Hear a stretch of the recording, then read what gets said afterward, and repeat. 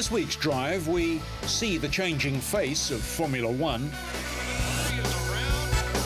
lose sight of the opposition,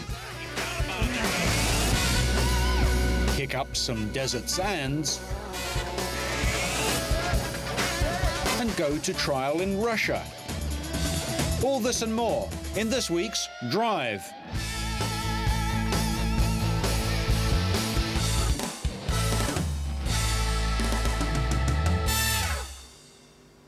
As the Formula One season kicks off in earnest, teams are coming to terms with a host of new rules and procedures. How are the top flight teams facing the challenge? We've spent quite a bit of time at Williams worrying, of course, as I'm sure everyone else has done, and the other 8 teams not mentioned, about how to catch Ferrari. We are not confident we have or will have done so once our new car emerges, but we have every reason to believe that we can gradually overhaul them, and this allows the fact that they will not have been sleeping during the winter. Other people also have got the same ambition. Could be a good championship. It's going to be tough catching Ferrari and overhauling, but it is possible. Well, the car's quite a big step in terms of the packaging. It's a much tighter package than the last couple of years' cars. We took a big step in trying to reduce the size of the car, which brings it a lot of additional problems and compromises you need to make. But I think the car now is showing quite a bit of promise. The FW25 is a brand new racing car. It's shorter, has radical new aerodynamics, and is powered by a new BMW engine. One of the most powerful cars last season, the team hopes the new design will be the fastest this year. What about the banning of two-way telemetry? Well, I think the rule changes for the 2003 season are going to mean that we'll have to download data during pit stops, so there will be much more of a frantic operation during the tyre change, during the refuelling, to take the data off the car and then to analyse it, filter it, and to check for any problems that may be arising. The sort of work that would normally be done on a lap-by-lap basis would have to be done after a period of 15, 20 laps. As a major sponsor in F1, we welcome any measures the sport takes to increase the interest and viewership of the sport. With regards to the new technology rules, I mean, we're very optimistic, actually. You know, we feel that the technology will simply migrate into other areas, and HP's expertise will be brought to play in a slightly different, visible way than it used to be. So, you know, we're happy. Changes in qualifying affect the teams much more than just putting one car at a time onto the track for a single flying lap. And after the lap, cars are impounded until the race starts the next day. Almost up until now, there's been a case for having 2 separate cars, one for qualifying and then you then detune the car for the race. That rule has now been closed, whereby you must start the race with the same car as you finish qualifying. So thereby, all the cooling, the brake ducts, the aerodynamic settings need to be optimised for the race, and literally qualifying now becomes the first 3 laps of the race. So, the qualifying session becomes a key part of the intrigue of the team's strategy. In the opening round of the year in Australia, Juan Pablo Montoya was leading after a busy race, but spun in the closing laps and ended second, splitting the McLarens of Coulthard and Raikkonen. Montoya was second in last year's Australian Grand Prix too. I think that the new rule changes, providing we act and view them positively and act decisively and quickly, could be of benefit, because there will be quite a jumble up of technical problems to be dealt with, etc., and solutions to be found. And if one can be very quick and clever at the same time, it's possible to emerge with an advantage. I think it's going to be interesting. I think it's going to be a big responsibility on the engineers to make sure the car is well balanced for a lap. Because if you look at last year's, my car wasn't very good to start qualifying with, and as qualifying went on, we improved it. Now you really gotta get it together on one lap, so it's going to be pretty interesting. Williams are the first major team to get their new car on the track.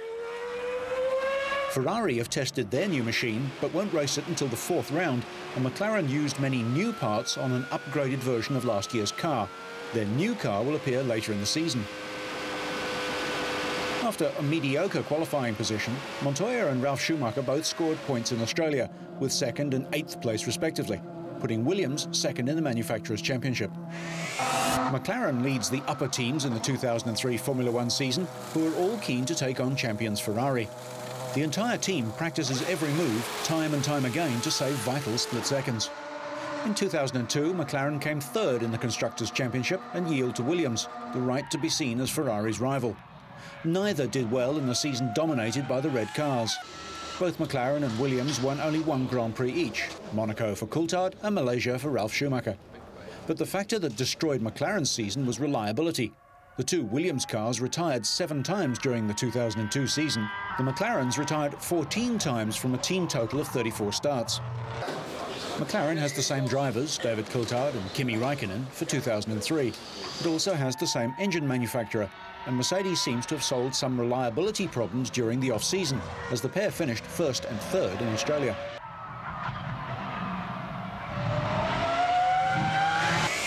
A measure of Schumacher's impact is a flag with his face flying at the Ferrari factory.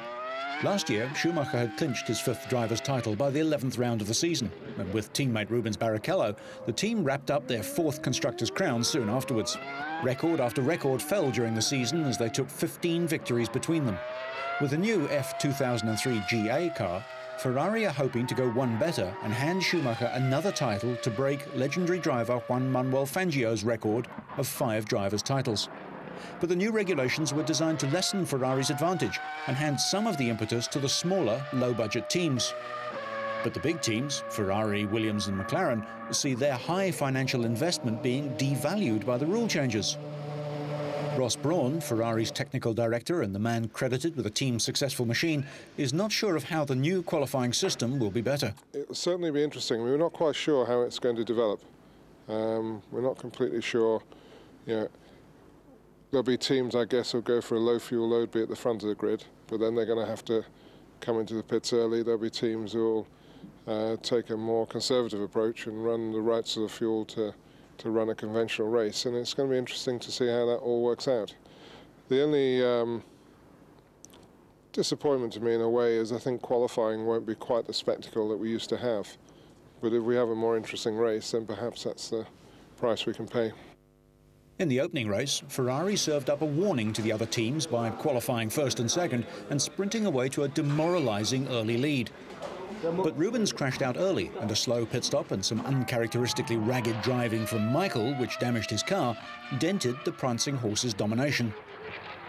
4th place for Schumacher ended a run of 19 races where at least one Ferrari driver has been on the podium.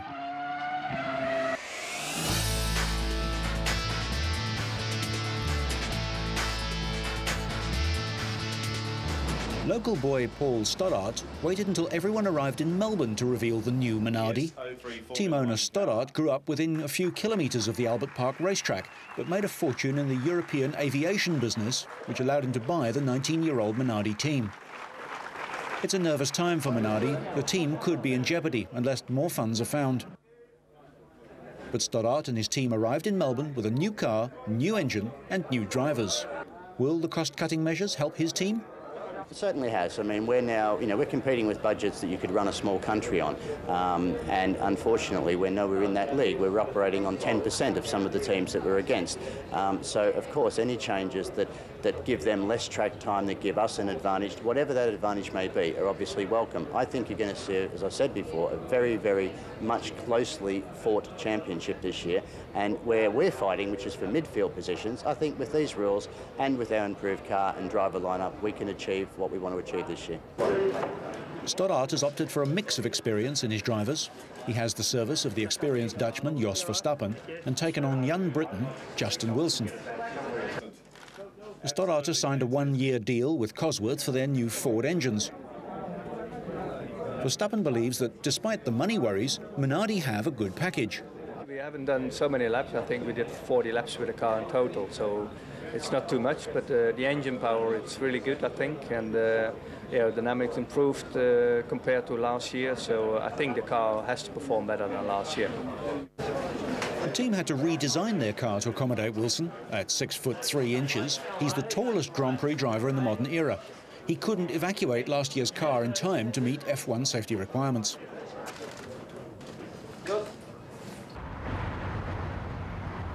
Before the race, Justin answered questions before going for a swim. We haven't got the budget like some of the big teams to go testing for the last 2 months, so we just have to do the best we can and make sure that we get the car as reliable as possible in the time we've had. This isn't any normal swim, however. Wilson, with fellow Grand Prix rookie Ralph Furman, went scuba diving in a huge glass tank at Melbourne's saltwater aquarium. The tank holds a variety of the creatures found in Australian coastal waters. Of the two, Furman has had more wheel time. Yeah, very lucky. It's all been the last month, but it's been a hectic month and enjoyed every second so far. The testing's gone well, and looking forward to the race. Yeah, how much testing have you managed to put in? Had 7 days, but it rained for a few of them. But pretty confident, and the team and the car, Jordan Ford, looks good this year. Could this be considered a form of initiation for their new career in the notoriously cutthroat world that is Formula One? Things aren't quite as dangerous as they might seem. The sharks are well fed before guests get into the tank, and none of the sharks are man-eaters. Well, that's what they were told anyway.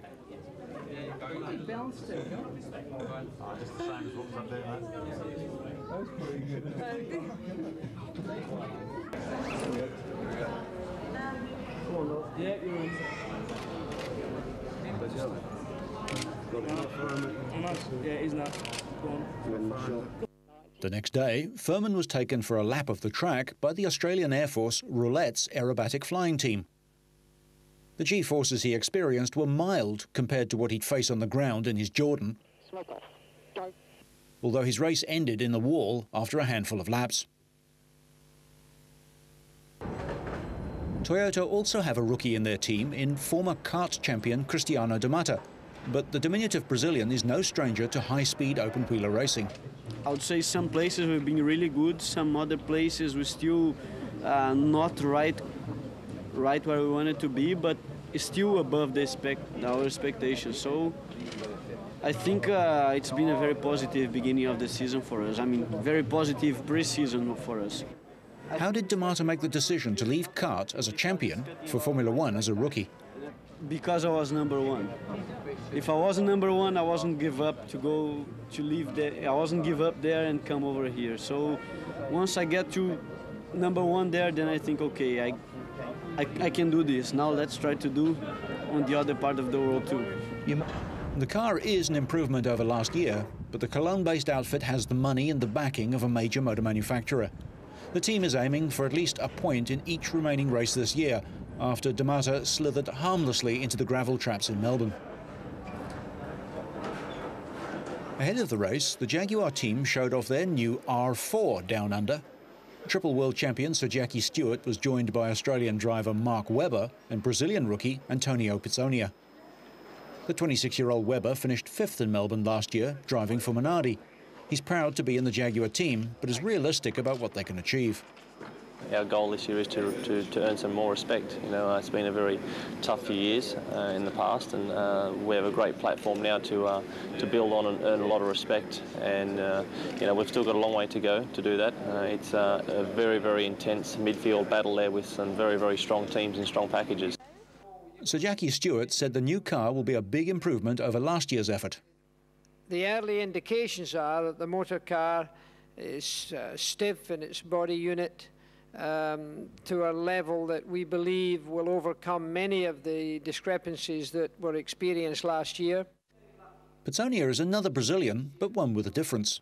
I come from the Amazon. I'm the only racing driver from the Amazon, and we don't even have a racing track over there. You know, we have a very small karting track, which they built in '96. In the race, Webber was up to 5th until his rear suspension broke, while his teammate finished out of the points last, 6 laps adrift. In Japan, just days before the race, members of the BAR Honda team said that they were optimistic about the season. Because it was very difficult for us last year to say, please make better engine when the car is so bad. At least this year we can say car is good, we also need good engine, and so everything works well together.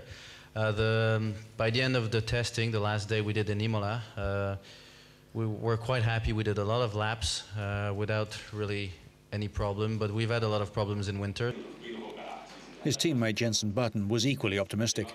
I think we're all pretty confident for this season, as well as the coming race, and hopefully we can perform well. We'll see. BAR have so far won nothing and last season finished 8th overall, but team boss Dave Richards expressed his confidence that things can only get better. I think everyone from a team point of view is feeling very, very positive and optimistic about the situation. There's clearly an awful lot of work still to be done, and as always, there's never enough testing that we've done to date, and we'd always prefer to have another couple of weeks. They finished 9th and 10th, half a second apart. With customary confidence, Michael Schumacher strode into his first pre-season news conference of the new season. The spring in his step is easy to understand. The German strolled to the 2002 title in record time, winning 11 races on the way to his 5th championship by 67 points from teammate Rubens Barrichello. But he countered suggestions that it had been easy.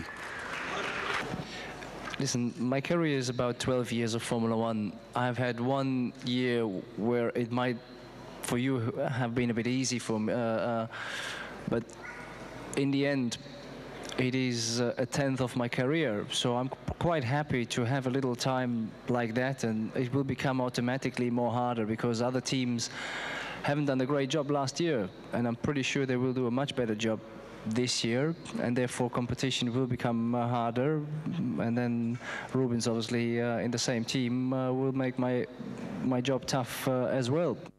David Coulthard suggested the new qualifying could lead to collusion between teams, with slower cars deliberately road-blocking others by qualifying with almost no fuel on board. Ferrari supply engines to Sauber and Minardi tests on their track. Would they help out the Italian giants? Not according to Schumacher. It would be a very unfair tactic, and I don't know why other teams should interfere. They have their own interest. And if you see even McLaren test in Mugello, which is a Fiat-owned circuit, so do they help us because of this? I don't think so. So I just love being behind the wheel and chase the other guys in front. That's about it, honestly. And the goal, obviously, is to win a championship in the beginning of the season. That's the main aim for us. The man who has fun for a living and gets paid very well for it too. As it turned out, Ferrari fell off their pedestal. Rubens crashed on his way to a stop-go penalty, and Michael broke bits off his car. But the performance of Trulli and Alonso was a revelation. Despite ending the run of red at the head of the tables, McLaren and Williams aren't expecting the rest of the season to be so easy.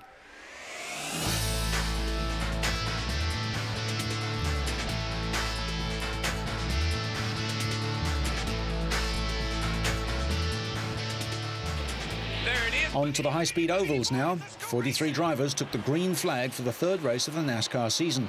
The race was in Las Vegas, Nevada, and would cover 267 laps over 400 miles. On lap 101, Ricky Craven in car 32 spins out after colliding with Larry Foyt's number 14, which had got loose and lost the back end. Craven ended up on the grass, while Foyt cruised back to the pits. 22 laps later, Steve Park tapped Dale Jarrett in the number 88 car and sent him into the outside wall. Jarrett kept the car high on the banking and out of oncoming traffic. But the impact knocked one of the rear springs out of Jarrett's suspension, making a major hazard. Imagine that through the windscreen at 200 miles an hour. Then, on lap 166, Jamie McMurray spun out and created a huge cloud of thick smoke. McMurray managed to regain control of his car without hitting anything and rejoined the race, but with 4 badly flatted tyres. Not long after that, a big crash that involved 5 cars occurred on lap 177. Mike Skinner tapped Rusty Wallace and sent him into the wall, and Jeff Gordon ploughed into Skinner, unable to see him because of the billowing tyre smoke. Matt Kenseth in the number 17 car won the race, the 7th victory of his NASCAR career. But while his crew began their celebrations, Jimmy Johnson spun out and narrowly avoided a crash as 3 following cars speared through his smoke. He took a long, seemingly endless ride on the Las Vegas lawns. I mean, that was a battle for 8th position. Kenseth also spun out moments later, but his was a victory celebration. Kenseth scored more NASCAR victories than any other driver last season, 5 wins in 36 events.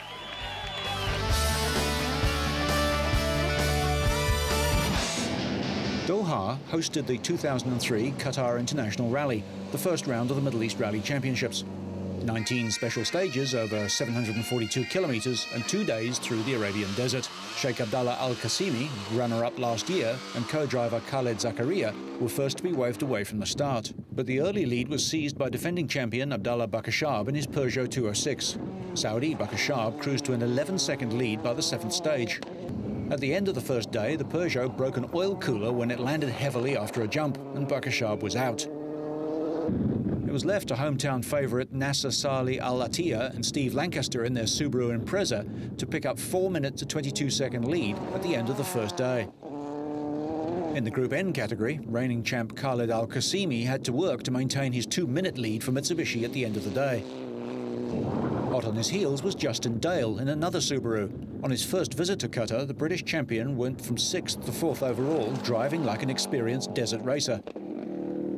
But at the front, Nasser Al Attiyah and Lancaster were not to be caught. Al Attiyah stretched his lead to over 6.5 minutes over Abdallah Al-Qasimi.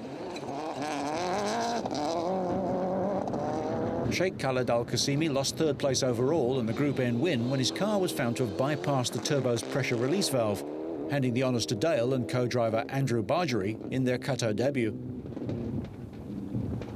Majid Al-Gandhi and Amir Refai, eventual winners of the Junior Cup category, in their Toyota RAV4. Victory to Al Attiyah and Lancaster, and vital points, if as suggested, Middle East rally legend Mohammed bin Sulayem returns to the series in the next event in Jordan.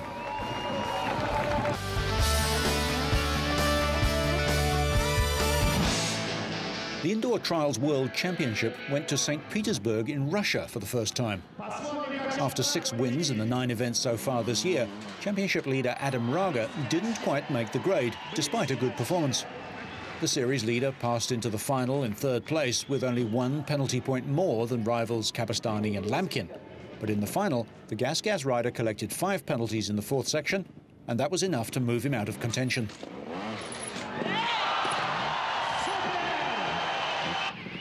Doug Lamkin, the 6-times world champion, and Albert Kapistani scored 2 penalties in the qualifying round, but the late-charging Spaniard passed the Brit in the tie-break section.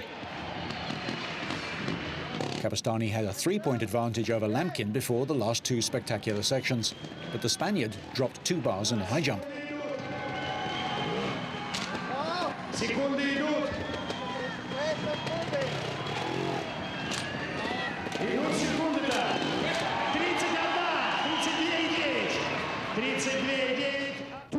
And then Lamkin defeated him in the double lane race. Both riders finished level, and the tie-break in Section 3 would decide the winner. Kapistani completed the hazard faster and claimed 20 points for his 2nd win of the series.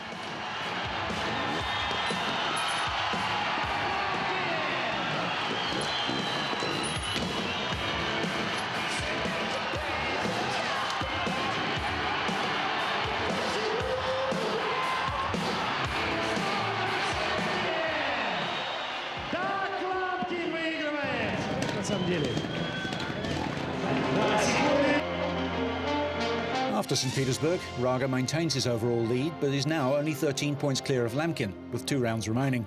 Kapistani is 3rd in the standings, another 13 points further back. The next round in the series will be held in Nice, in France.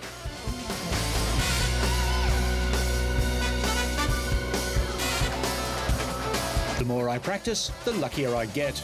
That's all for this week, but so you stay on track and up to speed, make sure you catch next week's Drive.